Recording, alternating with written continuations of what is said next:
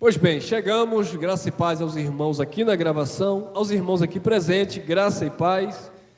Já desfrutamos aqui de um conteúdo em off, provavelmente amanhã na segunda-feira, nós estaremos também disponibilizando a outra parte da mensagem que aconteceu aqui em off, tá bom? Este é o tema, vocês que estão aqui pelo canal, esse é o canal oficial, Elcio Jesus /MGV, se inscreva e ative o sininho. Todos os dias temos mensagens aí às 19 horas. Chamados à prática da justiça. Que o Espírito Santo esteja abrindo a nossa mente para entendermos mais uma mensagem da graça de Deus. Nós fomos chamados à prática da justiça. O justo nos justifica e nos chama a praticar aquilo que é justo, porque agrada a Deus. Ô, irmão Elcio, porque sempre tem, né, irmão? A gente precisa sempre estar pronto, porque tem pessoas que aprendem o Evangelho, não é para ser edificado, é para questionar. Irmão Elcio, mas eu não fui justificado? Porque quem foi justificado, você sabia disso? Porque quem foi justificado foi os judeus que eram culpáveis diante de Deus. Aí Jesus justificou aquele povo. Eu não, irmão Elcio. Quando eu nasci, eu já nasci debaixo da graça, então eu nasci sem culpa. Então eu não fui justificado. Tá bom, abençoado. Mas você nasceu debaixo de um reino de justiça. Então, mesmo você não tendo sido justificado, porque você não nasceu debaixo da lei, que era um ministério de condenação, nós, como filhos, estamos dentro de um contexto onde a justiça de Deus manifestada na vida daquele povo nos cobriu. Porque, embora nós não sejamos judeus para precisar de justificação pelo sangue de Cristo, o sangue de Cristo derramado pelos judeus cobriu também os gentios e aproximou nós que estávamos separados longe de Deus. Ah, irmão, mas aproximou aqueles que estavam longe. Eu não estou longe, eu já estou com ele, porque o Espírito dele habita em mim. É igual aqueles irmãos que dizem assim: a graça de Deus acabou, porque hoje nós estamos no reino.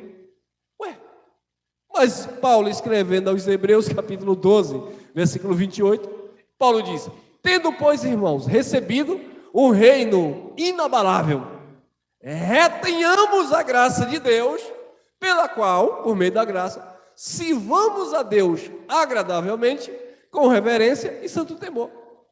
Aos irmãos diz: a graça acabou, hoje eu estou no reino. Mas o reino é justamente o cumprimento da graça de Deus.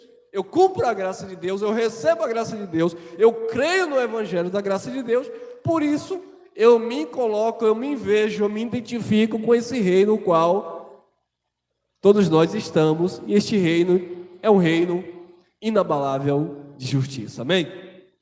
Então vamos lá, chamados à prática da justiça.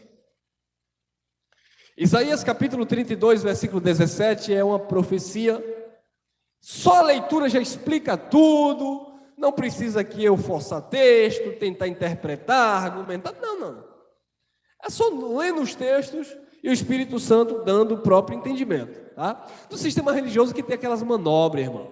Ah, irmão, no sistema religioso, você sabia? Hoje nós, em graça, nós estudamos para trazer uma mensagem coerente, simples de ser entendida. Mas o sistema religioso, os camaradas se acabam, fazem teologia, estudam grego, hebraico, não sei o que, bababá, porque é muito difícil, abençoado, é muito difícil inventar coisa todo tempo. Mas eles, como têm que inventar, então eles precisam também estudar, sabe? Para interpretar o seu bel prazer, para manipular mesmo as pessoas. Mas o evangelho é tão simples, é luz que não precisa. A gente está aqui quebrando a cabeça. Não, é porque aqui o texto está dizendo isso, mas veja bem, porque não é bem assim. É igual o breve de Jesus, né? Jesus disse: não passará esta geração sem que todas essas coisas aconteçam. Jesus estava dizendo: não vai passar, irmão. Ou Jesus mentiu? Não vai passar esta geração em que tudo isso aqui vem acontecer. Eis que eu estou às portas, ou seja, estou próximo, está chegando. O dia do Senhor está vindo, está chegando, está próximo. Mas o próximo para o sistema é daqui a 2, 3, 2 não, porque já passou 2.000 anos. É daqui a 3, 4 mil, 5 mil, 6 mil anos. Por quê? Porque eles querem sempre manipular os textos para enganar as pessoas. Isaías capítulo 32, versículo 17. E o feito da justiça será o quê? A paz, irmão. O feito da justiça é a paz. Se você pratica o que é justo, você está em paz. Ah, irmão, mas alguém mentiu com o meu nome, levantou calúnia, difamação, mas você está em paz. Porque a tua consciência não te condena. Eu lembro que meu irmão, certa feita, um acontecimento, não consigo me recordar o que foi exatamente, também, se eu recordasse, eu não ia contar para vocês, né? Que não é da conta de vocês também. Mas aconteceu um fato com meu irmão, e meu irmão disse assim: rapaz, eu não fiz isso, mas estão dizendo que eu fiz. Agora eu estou lembrando o que foi, mas não vou falar para vocês. Aí meu irmão disse: agora que me deu vontade de fazer, porque eu não fiz, estão dizendo que eu fiz. Pois agora eu vou fazer. Eu falei: não faça, irmão, fique na sua. Não, você não está em paz, não está tranquilo? Deixa eu falar, irmão. O importante é você ter a sua consciência tranquila. Então, se você sofre por fazer o bem, e você é difamado, é interpretado mal, mas você está fazendo o que é certo, o que é justo, você está em paz, fique em paz. E o efeito da justiça será paz. E a operação, ou seja, a prática dela, né? A operação, o resultado, a prática da justiça, repouso e segurança para sempre. Repouso, descanso, irmão. Descanso. Quem pratica a justiça, ele vive em um descanso eterno. Ô irmão, mas Jesus disse que no mundo tereis tribulações. Claro, irmão. Mas eu não estou falando aqui de aflições da vida. Eu não estou falando aqui de momentos difíceis. Eu estou falando aqui de uma consciência pura de alguém que sabe o que é certo, o que é errado, e ele decide por fazer o que é certo. Ele está em paz, ele está em segurança, ele está no descanso de Deus para sempre. Nada vai tirar a paz dele. Foi isso que Jesus falou: no mundo tereis aflições, mas tem de bom ânimo. Ele disse: a minha paz eu vos dou, não dou como o mundo a dá. A paz do mundo é uma paz momentânea, é uma paz circunstancial, passageira, mas a paz de Deus, ela excede todo entendimento humano e permanece no Filho de Deus. Tem gente que diz assim: eu estou atribulado porque eu estou desempregado. Ele arruma um emprego. A tribulação dele vai triplicar lá naquele emprego. Emprego complicado, colega que se escoram, patrão que pega no pé, sabe, exageradamente. Então, a questão de ter paz é uma questão muito pessoal, é você e Deus, é você estar em paz consigo mesmo, estando certo daquilo que você pratica, que é a justiça, que promove paz, repouso, descanso e segurança para sempre. Olha lá, Hebreus capítulo 1, versículo 9. Amaste a justiça. Aqui está falando de Jesus de Nazaré, a manifestação do Filho do Homem. Amaste a justiça e odiaste a iniquidade. Ele ama a justiça e odeia a iniquidade. Por isso, Deus, o teu Deus, te ungiu com óleo de alegria mais do que a teus companheiros ou teus irmãos. Falando de Jesus, que ele amava a justiça e ele odiava, aborrecia a iniquidade. Querido, Deus não se agrada daquilo que é injusto. Deus não se agrada, como nós falávamos na semana passada, daquilo que é treva. Embora ele tenha criado a luz e a treva, mas ele designou os seus filhos para andar na luz. Quem é da luz, anda na luz. Quem é das trevas, vai andar nas trevas. Mas o nosso chamado é andar na luz, o nosso chamado é praticar a justiça. Porque Cristo, ele amava a justiça e ele odiava a iniquidade. Por isso Deus, o teu Deus, te ungiu com óleo de alegria, mais do que a teus companheiros.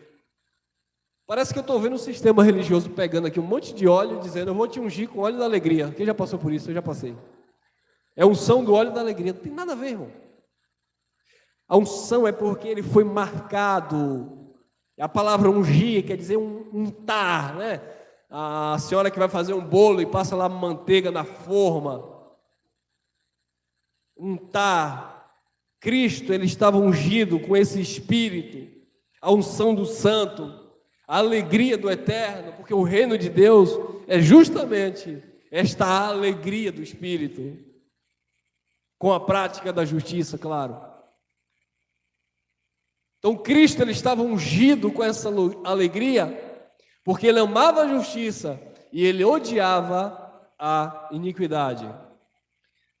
5:13, Hebreus, olhe, porque qualquer que ainda se alimenta de leite, não está experimentado na palavra de quê? Da justiça.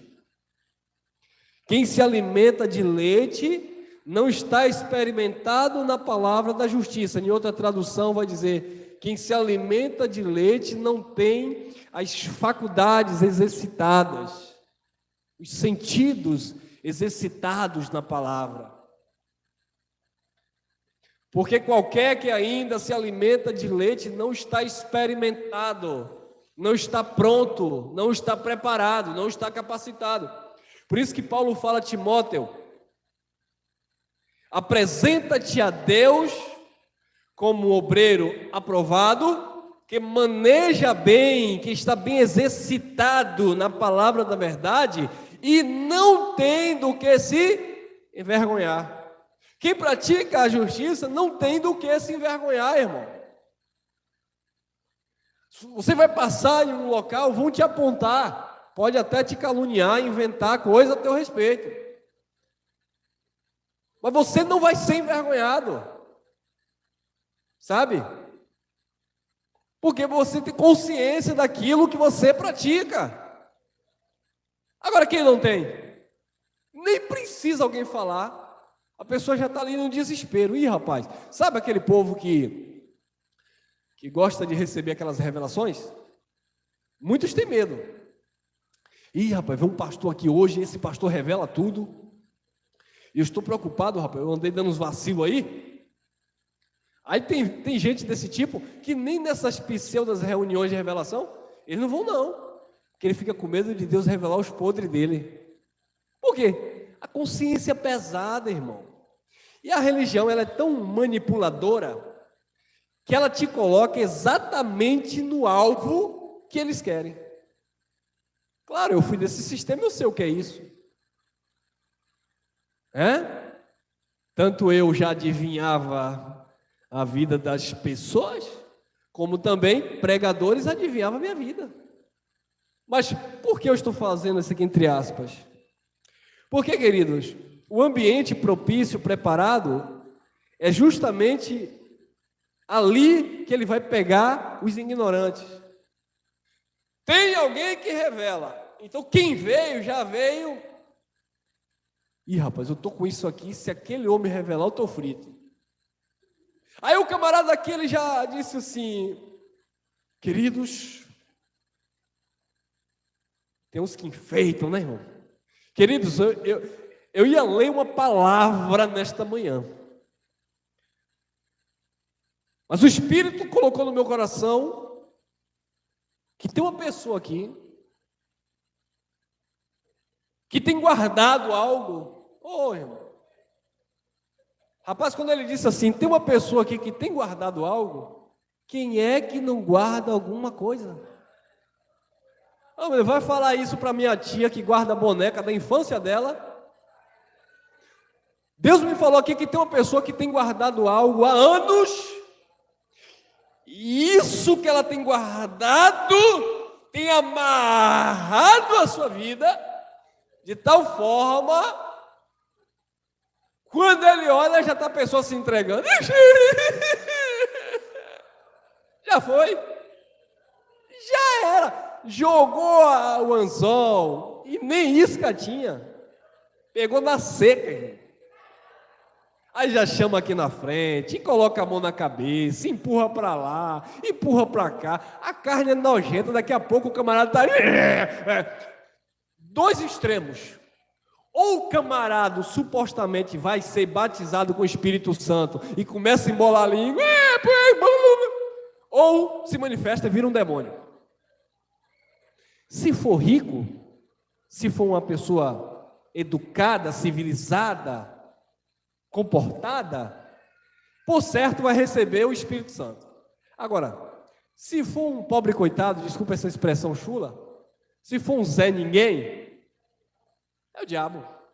Bota a mão para trás, sai, fica. Aí um grita, está amarrado. O outro disse, eu expulso. Aí a legião, né? É para ficar amarrado ou é para expulsar? Confusão, irmão. Então, quando você está experimentado na palavra, irmão, você vai discernir tanto o bem quanto o mal. Agora, quem não está experimentado na palavra, ele é menino, ele se alimenta de leite. Queridos, leite é uma fase na tua vida. Você não fica no peito da mamãe o resto da vida, não. É ali, né, os primeiros meses, ou até um ano, tal, etc, ou até mais.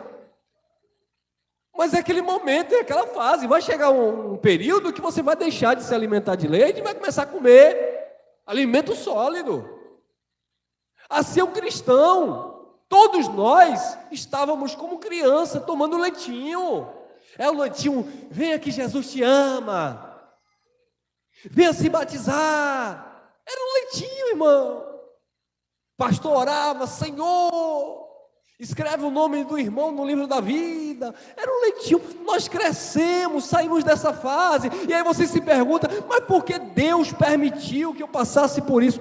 Paulo passou, você não ia passar. Todo mundo tem que passar pelo leitinho da fé. Crê na folha da arruda, é na cabeça de boi, né? Lá na entrada do sítio. Essas coisas. É na fitinha, é na mão lida. Todo mundo acredita nesse negócio, né? É as simpatias para a mulher voltar ou para o marido ir embora. Todo mundo passa por isso, irmão. Eu lembro que uma vez na minha infância, eu fiz uma promessa para Santa Bárbara. Aleluia, mistério. Porque era cultural, eu via minha família, todo mundo praticando idolatria. Eu fiz uma promessa para Santa Bárbara. Aconteceu, mas não foi Santa Bárbara. Eu tinha fimose, irmão. Era criança. Era criança. É fimose que chama? Eu pensei que tinha que me circuncidar. Eu fiquei com medo. Fiquei desesperado. Vai ter que cortar o negócio, Eu não sou judeu. Eu criança desesperada. E agora? Criança já, né? Adolescente e tal. E aí eu via todo mundo dizendo que a Santa Bárbara fazia milagre, fazia isso. Eu cheguei para a Santa, disse, se eu conseguir resolver isso aqui, eu acendo uma vela. Passou-se o tempo, eu, esqueci, aconteceu naturalmente o processo. E eu falei, rapaz, eu fiquei devendo um diacho de uma vela para essa santa, eu nunca acendi. Entendeu, abençoado? Porque a gente passou por essas coisas, sabe? É porque caiu um cisco no olho, Santa Luzia vai curar meus olhos, não é isso? Todo mundo passou por essas coisas. Eu lembro minha mãe, que papai do céu a tenha, ela uma roupa íntima lá amarrada no pé da cama. Pra quê? Simpatia. Não vem pra cá olhar com essa cara não, que eu tô desconfiado que vocês faziam alguma coisa parecida. Não, eu não fazia não. Eu só fazia na igreja, no envelope do casamento. Não é no mesmo. Eu fazia na igreja, no envelope dos encalhados. Eu fazia na igreja, no envelope da prosperidade. É o mesmo macumbogélio. Não, é porque lá você fazia para santo, aqui nós fazemos por santo. Não tem nada de santo. Fazia porque o pastor mentia. Traga no altar e você... E leva o óleo. Tem irmãos aqui em Graça que podem testemunhar disso.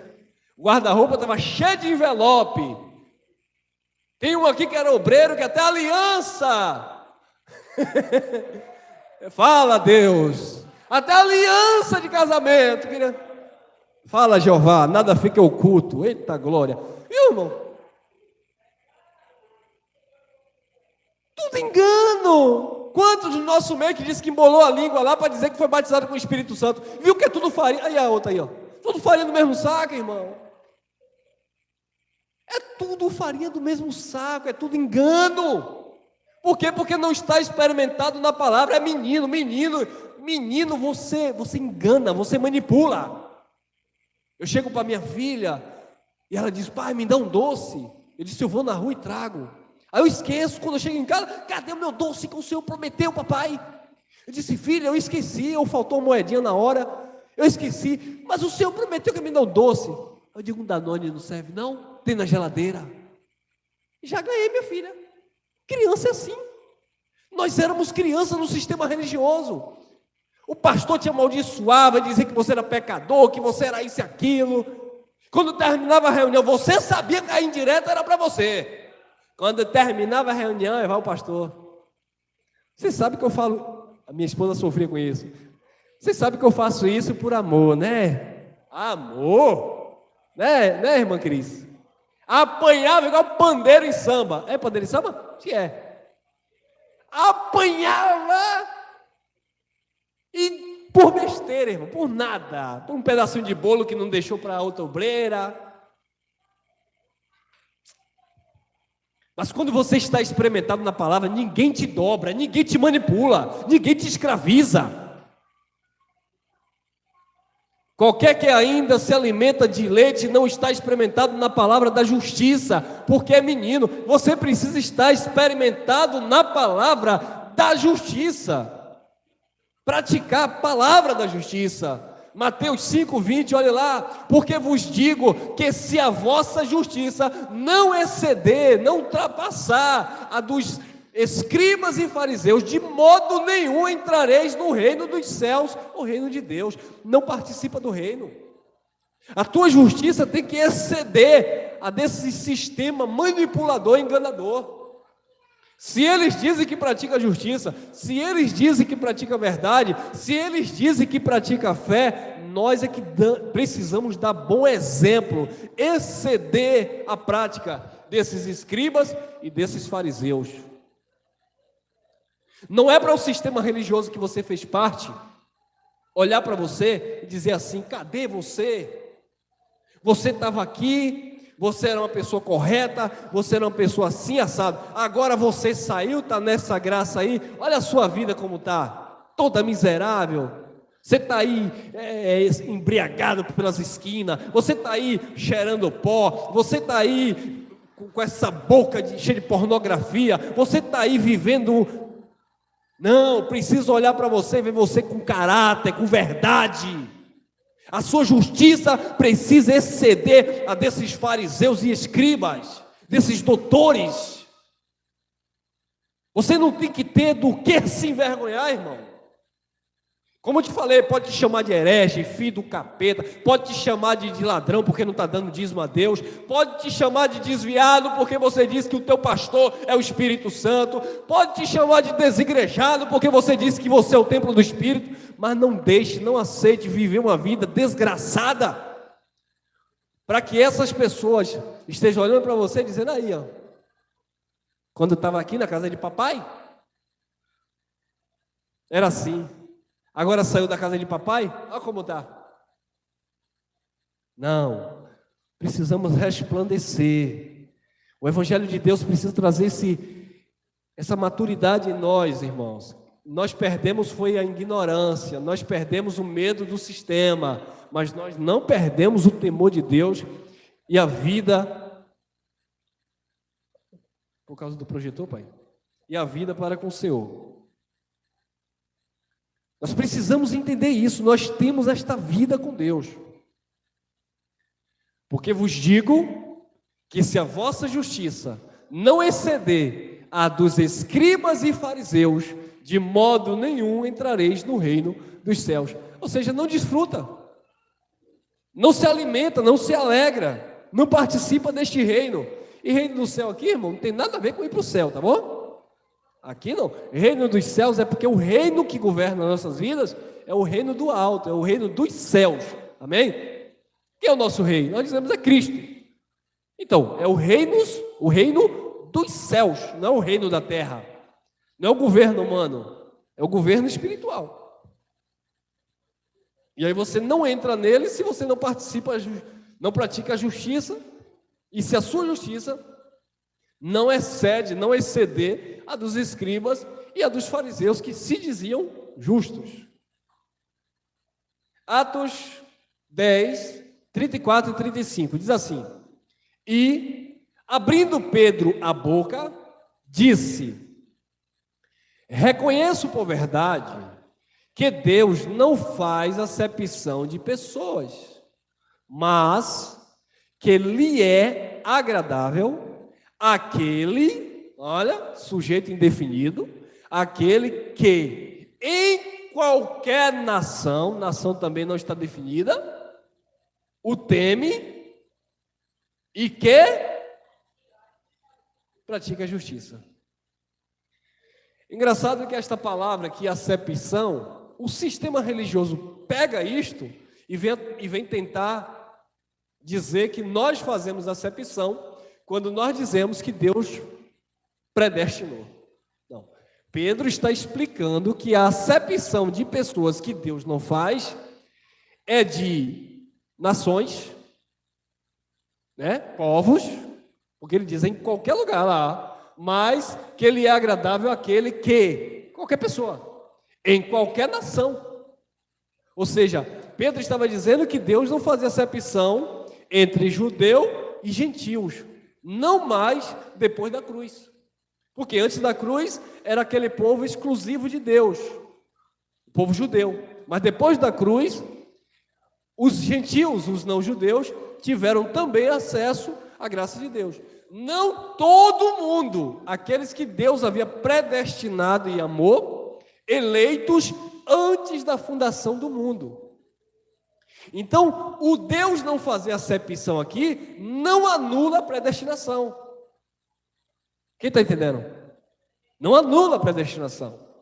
O que Pedro está dizendo é que todos, independente de judeu ou não, todos, e não é todas as pessoas do mundo cosmo, mas todas as nações teriam agora acesso a Deus, porque o que agradava a Deus era aquele que em qualquer nação temia a Deus e praticava a justiça. Pronto. E por que Pedro está falando isso? Porque no contexto, Pedro estava falando para quem? Cornélio, um cidadão romano, que não era judeu. Por isso que Pedro estava falando isso. Porque Pedro estava falando que quando ele foi e pregou para Cornélio, que era gentil, antes da palavra ser terminada, ser ministrada, o Espírito Santo encheu a vida, a família de Cornélio. Todos foram cheios do Espírito. E Pedro disse, olha, visto que eles, como nós, também receberam o dom do Espírito, aí Pedro é que diz, Jesus não mandou Pedro fazer isso, Pedro que diz, o que é que impede eles de serem batizados na água como nós. Aí Pedro foi, colocou ali a bacia, não sei o que foi lá, e batizou todo mundo, mas Jesus não mandou batizar, Jesus mandou pregar a palavra para a família de Cornélio, que era um cidadão romano que praticava justiça, e independente da nação, agradava a Deus, porque onde ele estava, ele praticava a justiça. Diz a Bíblia, nesse capítulo mesmo, que as orações de Cornélio agradavam a Deus, e as esmolas que ele fazia, né? Ele era um homem, por certo, generoso, ele não era cristão, né? Ele era um cidadão romano, mas que orava a Deus e dava esmola às pessoas, e aquilo agradava a Deus, porque ele era um filho de Deus de fato.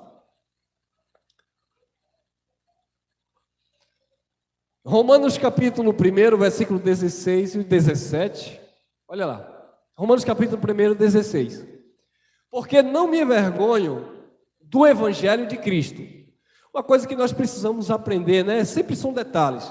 O evangelho, querido, é de Cristo, tá bom? O evangelho não é de Pedro, não é de Tiago, não é de João, não é de Paulo, não é de Maria, não é de Elcio, não é do pastor X. O evangelho é de Jesus Cristo. Pregamos o evangelho de Cristo. Tá? Por isso que o livro de Mateus, Marcos, Lucas e João não pode ser chamado, definido como evangelho, porque evangelho só é um e é o de Cristo. Eles narraram ali a vida de Jesus, não tem nada a ver com o evangelho. Ah, irmão, mas quando eu abro aqui, que termina o livro de Malaquias, eu encontro aqui uma página branca, e aqui depois da página branca, eu encontro aqui, Evangelho segundo escreveu Mateus. Aí eu vou aqui depois, Evangelho segundo escreveu Marcos, Evangelho segundo escreveu Lucas, Evangelho segundo escreveu João, só aí já vai 4. Aí depois vem Paulo falando, vem Tiago falando, e aí? Queridos, Deus não escreveu a Bíblia, quem escreveu a Bíblia foram os homens, tradutores, tá? Deus, quando deu a inspiração para os escritores, os judeus escreverem, não tinha ponto, não tinha 2 pontos, não tinha ponto e vírgula, não tinha interrogação, não tinha exclamação, não tinha colchetes, não tinha aspas, não tinha nada. Era tudo escrito assim, ó. Aí vieram os homens, vieram os tradutores, os doutores, os pais modernos da igreja e começaram a escrever isso aqui, colocar coisa onde não tinha, tirar coisa porque eles não entendiam. Tiraram os livros que eles diziam que era apócrifo, porque eles não conseguiram entender, e jogaram para lá e disseram que não era de Deus, que era do capeta, e tem muitas informações boas nos livros apócrifos que eles deixaram para lá. Colocaram um monte de coisa aqui que não tem nada a ver para você, mas colocaram aqui porque, né, Constantino, Roma, etc, quiseram. Pronto. Não tem nada a ver com Deus, a Bíblia não tem nada a ver com Deus. Agora, garimpando, você vai encontrar aqui fragmentos, vestígios do original, daquilo que de fato foi escrito lá nos papiros, nos pergaminhos, nos coros, nas tábuas, nas pedras, etc. Por isso que muitas vezes você vai ler uma carta de Paulo, um exemplo que eu estou dando, aí você vai ver Paulo falando de um assunto, né? O capítulo 1. Quando chega no capítulo 2, muda tudo. Aí começa um outro assunto que não tem nada a ver. Aí você diz, ué, por que fugiu do assunto? Está parecendo um pregador Elcio que está falando de uma coisa e de repente muda o assunto. Não, irmão, é porque quando eles montaram a Bíblia, foram eles que quiseram montar assim. Não tem uma sequência, sabe? Não tem isso, né? É como Paulo disse, é a 3ª vez que eu escrevo para vocês. Está lá em 2 Coríntios, capítulo 13, se não me falha a memória. Que 3ª vez se a gente só tem 2 cartas aos Coríntios? E cadê a outra? Porque não me envergonho do Evangelho de Cristo, pois é o poder de Deus, o Evangelho é o poder de Deus, para a salvação de todo aquele que crê. Salvação ali, olha, presta atenção, salvação aqui não é salvação eterna. Salvação, metanoia, libertação. O Evangelho salva a mente, é o que nós pregamos ainda agora. Quebra as cadeias. Pois é o poder de Deus para a salvação de todo aquele que crê. Se não crê, não vai abrir a mente, não vai salvar coisíssima nenhuma. Primeiro do judeu, porque a mensagem foi direcionada para eles. E todos os judeus criam? Não, nem todos. E também do grego, ou seja, do não judeu, do gentil. Paulo disse: eu não me envergonho desse evangelho. 17. Porque nele, no evangelho, se descobre a justiça de Deus, de fé em fé, como está escrito: mas o justo viverá pela fé em quê? No evangelho, que manifesta a justiça de Deus. O justo, ele vive de fé no evangelho, porque o evangelho descobre, manifesta a justiça de Deus. Amém? É o evangelho que manifesta a justiça de Deus. O justo, mas o justo viverá pela fé no evangelho do Cristo ressuscitado. E é de fé em fé por quê, irmão? É de fé em fé porque Paulo disse aos Romanos, lá no capítulo 10, no versículo 17,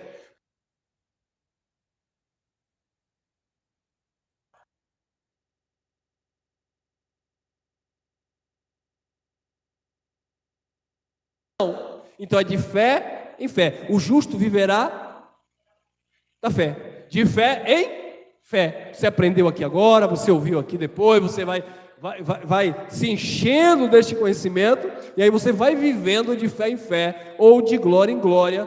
Por isso que Pedro disse: cresçamos na graça e no conhecimento. Disse Oséias: cresçamos e prossigamos, conheçamos e prossigamos em conhecer o Senhor. De fé em fé, de glória em glória. 10:3, Romanos. Porquanto, não conhecendo a justiça de Deus, olha, 17 diz: porque nele, no evangelho, nele se descobre e se manifesta a justiça de Deus. No evangelho manifesta a justiça de Deus. Mas os judeus, Romanos 10:3, porquanto, não conhecendo a justiça de Deus, eles não conheciam a justiça de Deus, porque a justiça de Deus era o evangelho de Cristo, que Paulo não se envergonhava. Porquanto, não conhecendo a justiça de Deus, ou seja, não conhecendo o evangelho. Quem não conhece o evangelho, não conhece a justiça de Deus. Porquanto, não conhecendo a justiça de Deus e procurando, aqui é o que é o pior, né, irmão? Eu não conheço a justiça de Deus, mas agora eu vou estabelecer, implantar a minha própria justiça. Aí você me pergunta: irmão Elcio, só existe um Deus, único, verdadeiro. Existem deuses, né? Só existe um Deus. Teoricamente, só existe uma palavra, um evangelho. Eu estou dizendo teoricamente porque muitas pessoas leem a Bíblia e diz ali que é o evangelho, diz ali que é isso e aquilo outro. Mas enfim, irmão, só existe um Deus. Por que existe tantas igrejas? Por que existe, irmão Elcio, tanto pensamento diferente acerca desse Deus único? Irmão Elcio, por quê? Porquanto, não conhecendo a justiça de Deus, cada um procura estabelecer a sua própria justiça. É por isso que existem milhares de religiões. Porque cada um estabelece a sua própria justiça. Não, eu vou abrir um templo, uma igreja, e essa aqui, a mulher não pode fazer as axilas.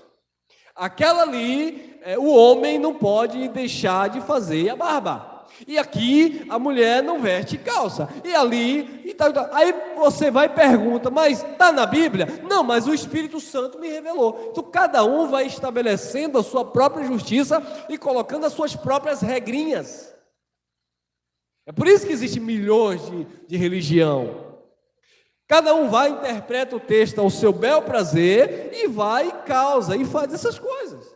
Mas quando você olha para o evangelho, quando você conhece, reconhece a justiça de Deus mediante o evangelho, você não vai ficar procurando estabelecer a sua própria justiça. Porquanto, não reconhecendo a justiça de Deus, procurando estabelecer a sua própria justiça, não se sujeitaram à justiça de Deus. Queridos, quem não se sujeita à justiça de Deus, cria a sua própria justiça e as suas invenções intermináveis. Olha aí, 10:4. Porque o fim da lei é Cristo. Para o quê? para a justiça de todo aquele que crê. Pronto. O fim da lei é Cristo para a justiça de todo aquele que crê. Então, se a pessoa não crer no Evangelho, a pessoa não vai entender que a lei acabou. Então ele vai querer viver as obras da lei para estabelecer assim a sua própria justiça. Por que eu guardo o sábado? Eu guardo o sábado porque Deus disse que era para guardar o sábado. Por que eu não como carne de porco? Eu não como carne de porco porque Deus disse, por boca de Moisés, que não era para comer carne de porco. Porque a mulher, irmão, não pode vestir calça. A mulher não pode vestir calça porque lá em Deuteronômio está escrito que a mulher não pode se vestir como homem. Mas eles também não explicam que lá era todo mundo vestia um vestido e a única coisa que diferenciava era a cinta que ficava no lombo do homem. Só isso. E como eles tinham a prática de criar cabelo, crescer cabelo, etc, etc, ficava muito parecido para distinguir ali, mandou diferenciar. Só isso. Mas não é doutrina para a igreja. Porque a mulher tem que usar o véu na minha igreja? É porque ele está estabelecendo a própria justiça, não entendendo que aquilo era um costume local, e Paulo disse que as igrejas de Cristo não têm tal costume. Mas quando eles não entendem que Cristo é o fim da lei para a justiça de todo aquele que nele crê, está repreendido Satanás. Mosquito endemoniado aqui atrapalhando a mensagem.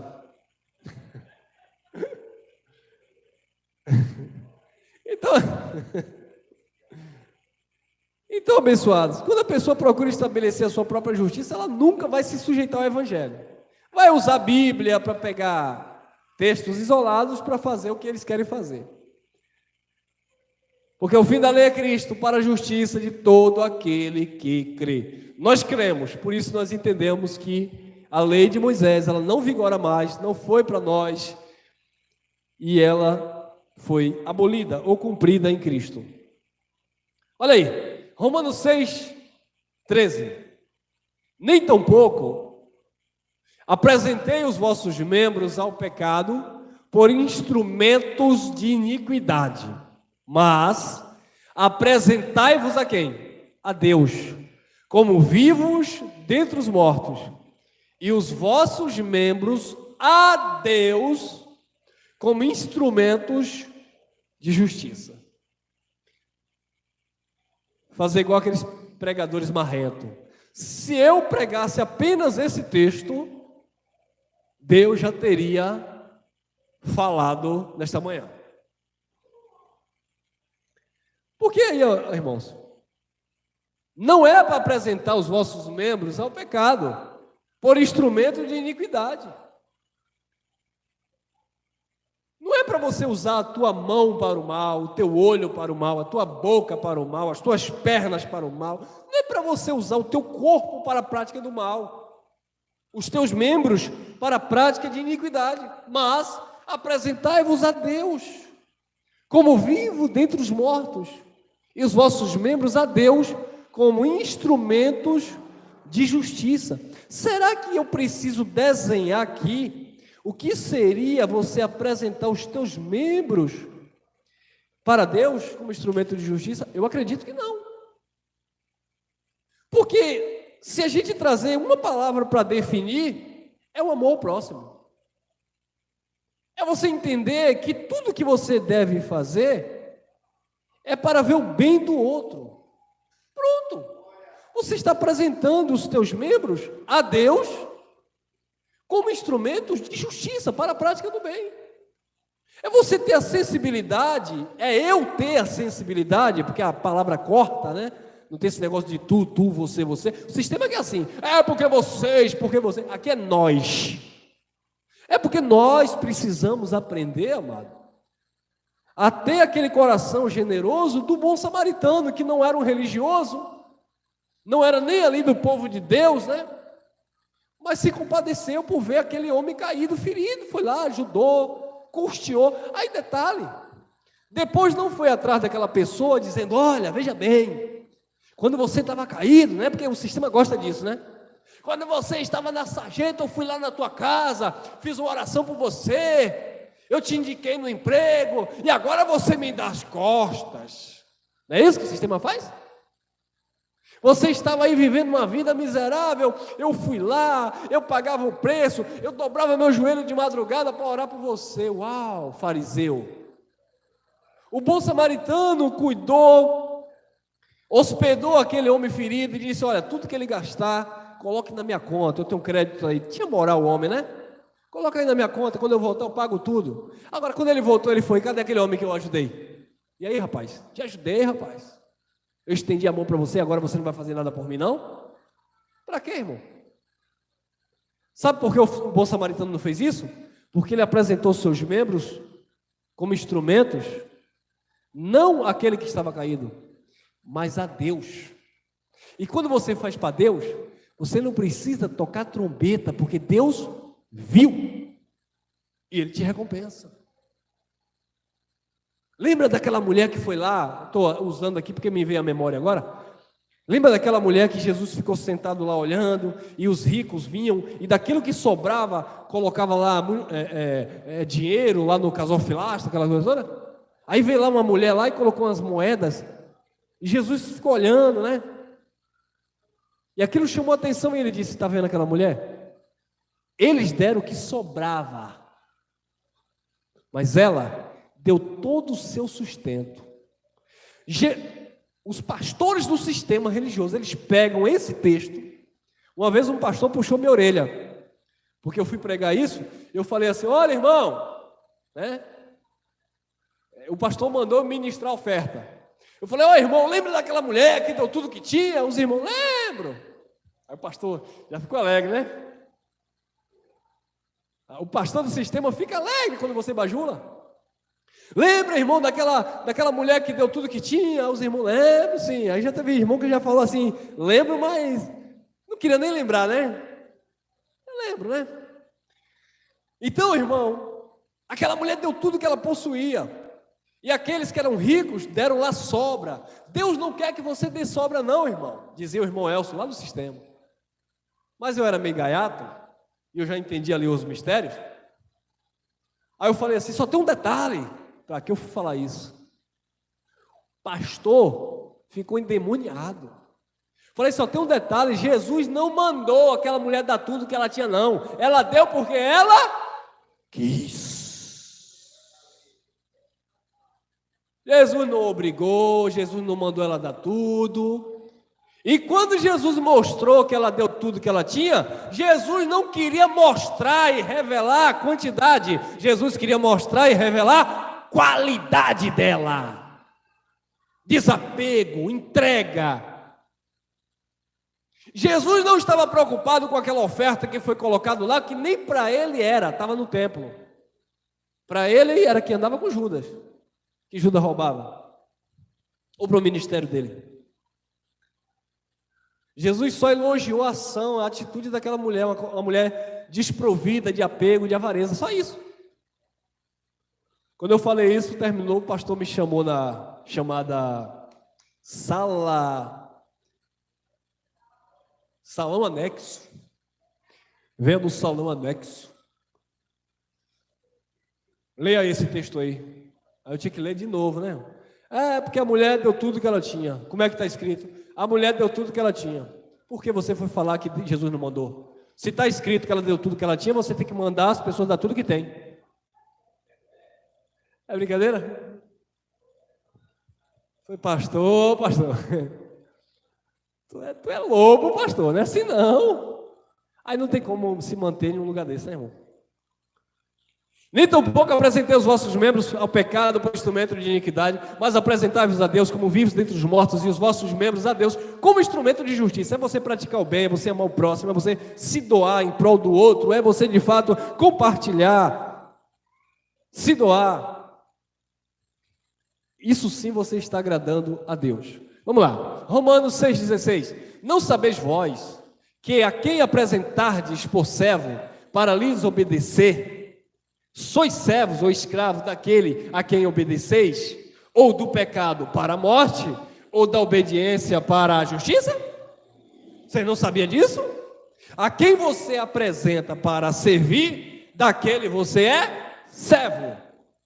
Se você se apresenta a Deus para servir a Deus, e servir a Deus aqui não é você dar dinheiro para Deus, porque Deus não quer teu dinheiro, não é você estar dentro de um templo religioso dizendo que é para Deus, porque Deus não está preocupado com isso, não é você construir um palácio e dizer que é para Deus, porque Deus não quer isso. Servir a Deus aqui é justamente o exemplo que nós estávamos dando, quando nós servimos ao irmão, servimos ao próximo, assistimos, e principalmente o doméstico da fé, ou nos compadecemos do outro, do semelhante. Isso quer servir a Deus? Então Paulo estava dizendo que aquele que você se coloca para servir, deixe você servo.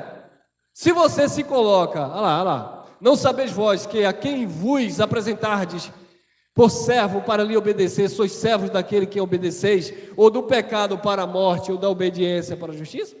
Então, se você se apresenta para o erro, para o engano, naturalmente isso gera morte em você.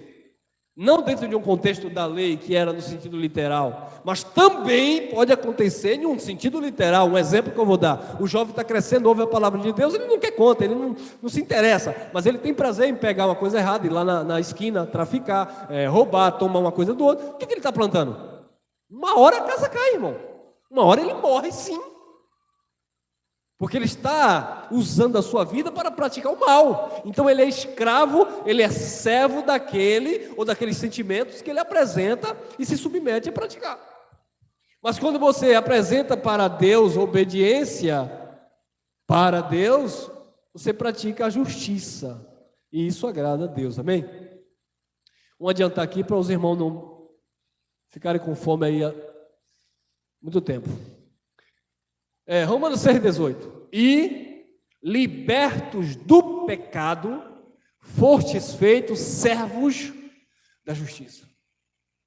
Você foi liberto do pecado. Paulo falando para aquele povo que viveu debaixo do pecado. Libertos do pecado, vocês agora foram feitos servos da justiça. Romanos capítulo 6, versículo 23, eu não coloquei aqui. Não, versículo 17, melhor dizendo. Romanos capítulo 6, versículo 17. Paulo disse: eu agradeço a Deus que vocês receberam de coração a forma de doutrina que foi entregue a vocês. Porque outrora vocês eram servos do pecado, mas agora vocês abraçaram a forma de doutrina, ou seja, o evangelho. E é por isso que ele diz: e libertos do pecado, fostes feitos servos da justiça. Então, amados, nós vivemos dentro de um reino de justiça. Nós não podemos estar escravizados, sabe, por alguma coisa. Você não pode ser dominado por algo. Você é livre, você é servo da justiça. Quando alguma coisa te escraviza, te domina, eu vou falar algo bem básico, bem natural, compreensível. Você é muito viciado em café. Se você não tomar uma xícarazinha de café, você sabe que vai ter dor de cabeça. Então você já sabe que o remédio para a sua dor de cabeça é a xícara de café. Se tornou um vício. Você se tornou um escravo daquilo. E detalhe, não é que você vai ter dor de cabeça se não tomar o café. Já foi. Está no teu psicológico, já foi. Se você toma, melhora. Se você não toma, melhora. Ou não melhora. Então, você se tornou um escravo daquilo, seja de um refrigerante, seja de não sei, alguma coisa que, sabe, que te manipula. Eu estou falando isso no básico, mas no geral, quando as pessoas praticam de fato aquilo que é injusto, né, imoral, indecente, etc. 14:17. Porque o reino de Deus não é comida nem mais o quê? Olha lá, justiça. O reino de Deus é justiça, irmão. É justiça, paz e alegria no Espírito Santo. Então o reino de Deus é a prática da justiça. O justo te chamou para viver em justiça. A justiça agrada a Deus. Nós fomos chamados à prática da justiça, porque nós estamos no reino de Deus, e o reino de Deus é um reino de justiça. Amém? Tem mais, vamos terminar. Filipenses 3:9, olha lá. E seja achado nele, em Cristo, não tendo a minha justiça, que vem da lei, como disse lá Paulo aos Romanos, que ele estabeleceu a própria justiça e não se sujeitava à justiça que vinha de Deus. E seja achado nele, não tendo a minha justiça que vem da lei, mas a que vem pela fé em Cristo, a saber, a justiça que vem de Deus pela fé. Nós não praticamos a justiça da lei, porque vem uma justiça pela lei, mas nós praticamos a justiça que vem da fé. Você lembra de Jesus de Nazaré falando em Mateus 23:23?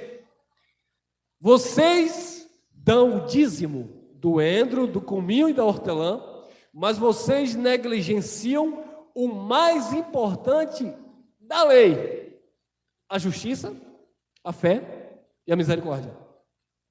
Então observe que na lei também tinha fé, na lei também tinha justiça, na lei também tinha misericórdia, dentro daquele contexto do sistema religioso. Mas hoje a lei do Espírito de vida em Cristo que está em nós, a justiça é pela fé, que é um dom de Deus. Então Paulo disse isso aí: e seja achado nele, não tendo a minha justiça que vem da lei, mas a que vem pela fé em Cristo, a saber, a justiça que vem de Deus pela fé. Você não é justo porque você cortou o cabelo assim, porque você se vestiu assim, porque você fala assim. Você não é justo porque você foi lá no sistema e deu dízimo, foi no monte. Você não é justo porque você jejuou. Não.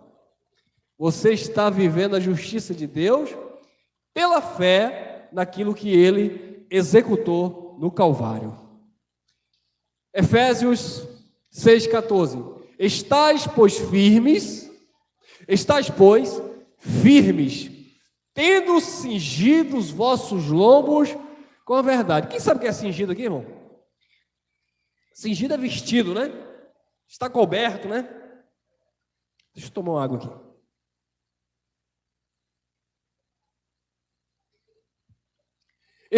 Estais, pois, firmes, tendo cingidos, revestidos os vossos lombos com a verdade. Quando você está revestido com a verdade, irmão, pronto, fique em paz. E vestida a couraça de quê? Da justiça. Você está vestido a couraça da justiça. Acabou. O chamado é esse: praticar essa justiça. Irmão Elcio, mas isso é sistema. Não, irmão, isso é graça. É graça. Estão tentando desqualificar a graça de Deus, mas não podem. É a graça de Deus. Precisamos estar vestido com a couraça da justiça. E aqui sim encerramos. 2 Timóteo 4:8, disse Paulo: desde agora, a coroa da justiça, olha lá, a coroa da justiça me está guardada, a qual o Senhor, justo juiz, me dará naquele dia, e não somente a mim, mas também a todos os que amarem a sua vinda. Então, todos aqui, no contexto de Paulo, estavam esperando a vinda do Senhor, o juízo de Deus, para julgar Israel, que era ali, dentro daquele contexto histórico, estava próximo. Então Paulo disse: a coroa da justiça já está guardada para mim. Existe uma coroa de justiça para mim. Por que, Paulo? Porque eu não me envergonhei do Evangelho. Por que, Paulo? Porque eu pratiquei a justiça. Por que, Paulo? Porque eu ensinei a justiça. Por que, Paulo? Porque a minha consciência está limpa diante do Deus que é justo. E por Paulo ter essa consciência, Paulo disse: a coroa está guardada para mim. Quando você tem essa consciência, irmão, você fica em paz com Deus, não esperando a vinda como os irmãos estavam esperando, mas consciente de que você está desfrutando desse reino inabalável de justiça, ao qual o Senhor te outorgou. Amém? Graça e paz, graça eterna. Esta é a mensagem da justiça de Deus em Cristo Jesus.